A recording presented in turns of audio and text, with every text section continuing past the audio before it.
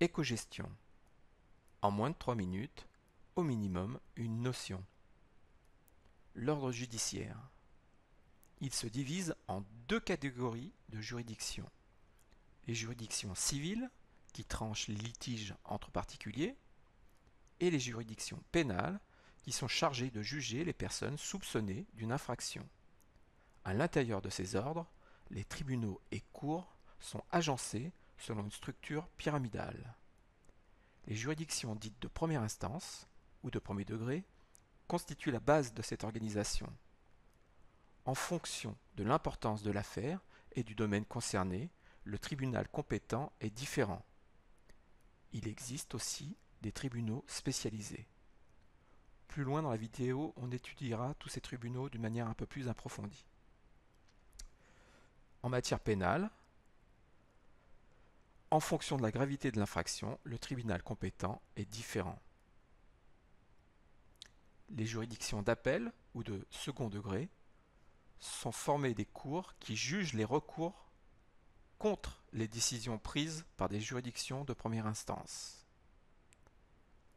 Au sommet de la pyramide, la juridiction de cassation est chargée de contrôler l'application de la loi. Alors on va étudier maintenant de manière un peu plus approfondie les différents tribunaux.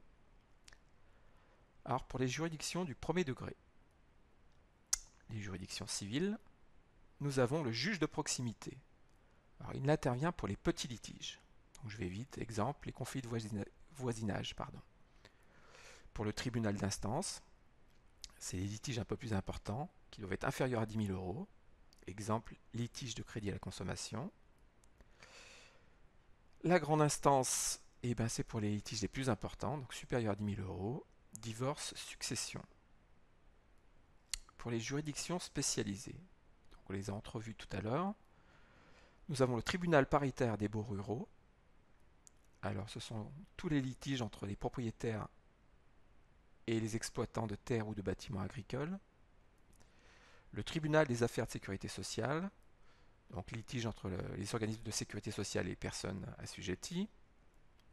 Tribunal de commerce, donc concerne les commerçants. Et enfin le conseil des prud'hommes, les conflits entre le patronat et les salariés.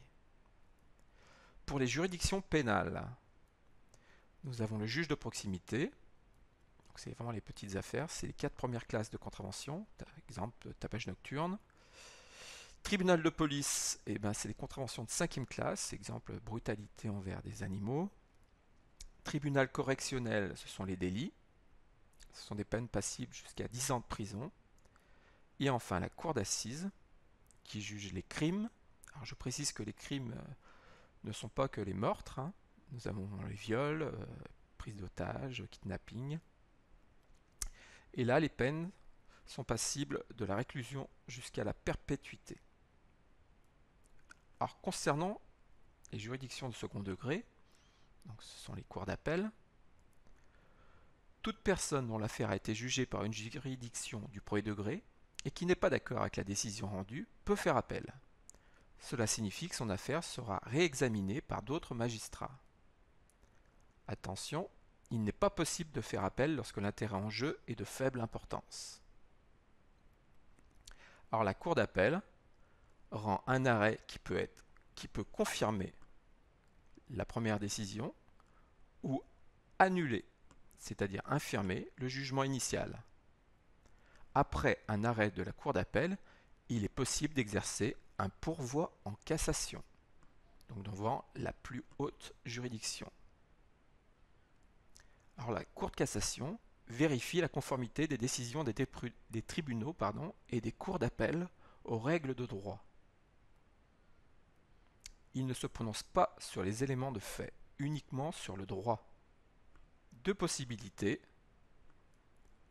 Elle casse la décision et l'affaire peut être rejugée devant une autre juridiction. Elle rejette le pourvoi, ce qui équivaut à confirmer la décision contestée. Voilà. Merci de votre écoute.